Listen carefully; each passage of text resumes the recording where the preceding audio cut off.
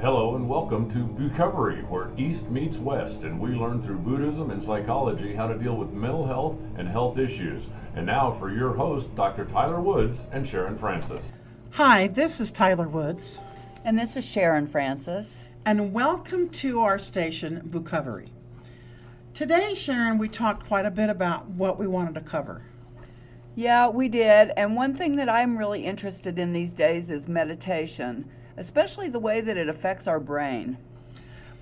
And what I think I'm going to like about this is you're an RN and I'm a PhD, and I work in psychology, you work in medicine, basically. And so we're going to pick it apart and we're going to take a psychological look and a medical look at how meditation can help you feel better, both in the mind, the body, and the spirit. I wanted to say that during a recent dialogue between the Western scientists and Buddhist scholars and practitioners, they were talking about the benefits, and a scientist asked the Dalai Lama what he believed is the minimum amount of time a person should spend meditating to gain benefits.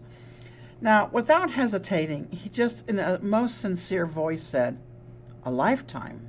And basically, the implication here is that every moment of your life becomes an opportunity for changing your views and facilitating an opportunity to meditate.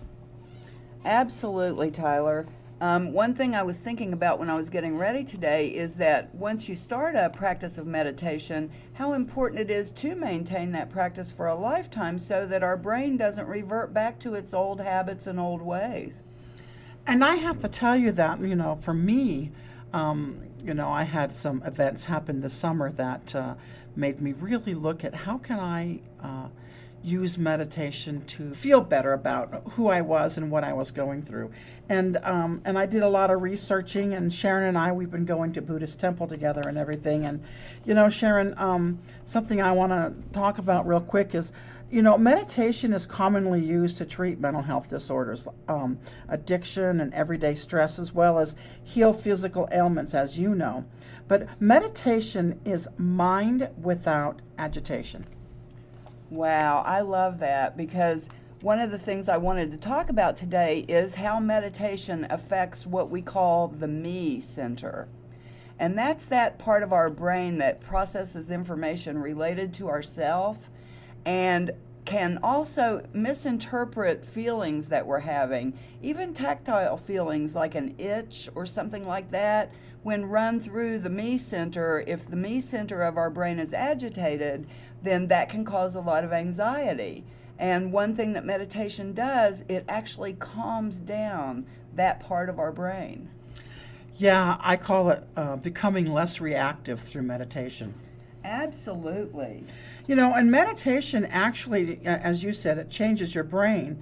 And with that, it will change the way your body responds to stress, which works wonders actually on depression, anxiety, and post-traumatic stress disorder. And even the military, and this is great news, the military is actually using meditation to treat PTSD more humanely. And as you know, stress can cause agitation, and something most of us deal on some level is trying to de-stress the best we can. Absolutely. And, from a scientific perspective, another thing that meditation does for the brain is it changes the amygdala, the part of the brain that's responsible for that fear that we have, that fight or flight response that is so distressing to people that deal with PTSD. It'll actually help break the connection between the two brain regions that are responsible for that fight or flight reaction, and also decrease the stress hormone cortisol, which is responsible for so many negative effects within our brain and our body in general. Yeah, and I would think that it would, decrease stress and anxiety and irritability and heighten creativity. Now, you were talking about the hormones and how meditation can help with that. And I think one of the reasons it works is the brain works with inflammatory chemicals, And these are released to respond to stress. And that can affect mood, leading to depression and anxiety.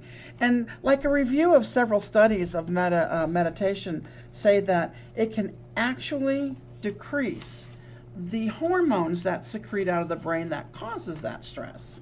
It affects the lateral prefrontal cortex, which modulates our emotional responses. And those originate from the fear center and other parts of the brain. Also, decreasing those responses in the medial prefrontal cortex or the me center. I don't want to go into a bunch of technicality around this, but the bottom line is it works. And recent studies have also shown that people who have meditated for years, like 20 years, have a really significant increase in the volume of gray matter in their brain. Well, I'm going to go meditate right now so I can get my gray matter. No, but I find that study to be fascinating.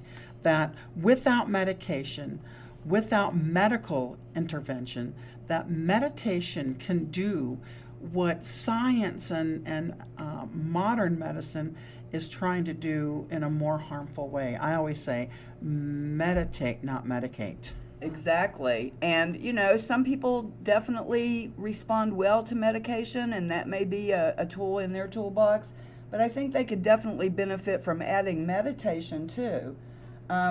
This recent UCLA study that was on long-term meditators also said they expected really small and distinct effects located in specific regions of the brain that had been associated with meditation when they did this study. But instead, what they actually observed was a widespread effect of meditation that encompassed regions throughout the entire brain. And that really excites me more than I can tell you. I mean, the increase in gray matter alone could decrease, the probability of Alzheimer's disease and dementia and things like that. So there are more and more things about this study that are exciting to me as we go along. Well, I think what's fascinating, Sharon, is that we're actually spending more time on studying meditation and the effects that it can have profoundly on physical and emotional health. In Canada and places like that, schools treat ADHD with meditation. And I think as therapists and counselors and psychologists are concerned, they know that we tend to carry around our emotional baggage with us and our energy fields, and this weighs us down. A simple meditation can help you release these painful emotional burdens, and it can actually literally transform your life. Not even to mention the effects that the relaxation response has that you obtain from meditating, such as decreasing your blood pressure, improving your breathing, which we could all, definitely need that. It actually decreases the metabolism. And when you decrease your metabolism, you live longer. Well, and it helps your heart rate. I remember Absolutely. Last year when I was in the hospital and I had a heart attack. And I was in the hospital just panicked. Like, what was I doing? And I laid there and I closed my eyes and I found a place to fixate my stare at, and I meditated. And my heart rate drastically decreased and I became calm to the point that one of the nurses came in and asked if I was okay. Wow, that is really impressive. And I have noticed a real change in my own life since I've been meditating, especially around regulating emotional responses to different things that trigger my trauma history. And that's another reason why I think it's going to be proving so helpful in treating trauma in the future as we move forward.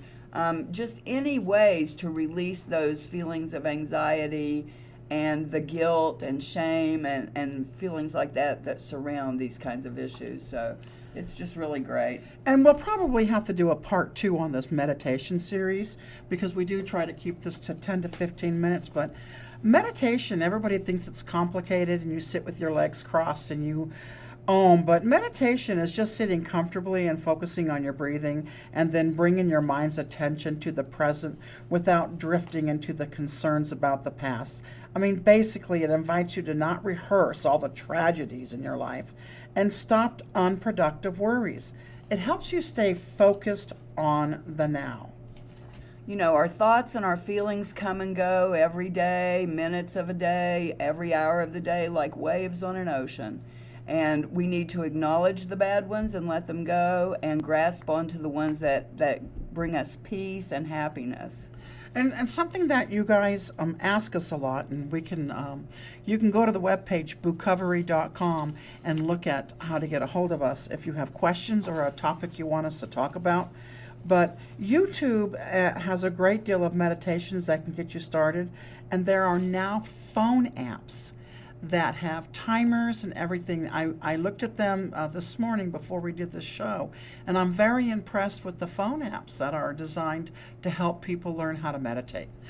Absolutely. There are all kinds of different ways and different types of meditation, and I think actually we could cover those in another blog and do a whole series on different types of meditation. Yeah, I think we can. And the benefits of the different types. How about this? How about we take them through a real quick meditation? Sounds good to me, Tyler. Okay.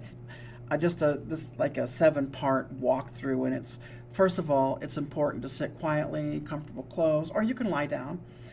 Pick a word or a picture to focus on.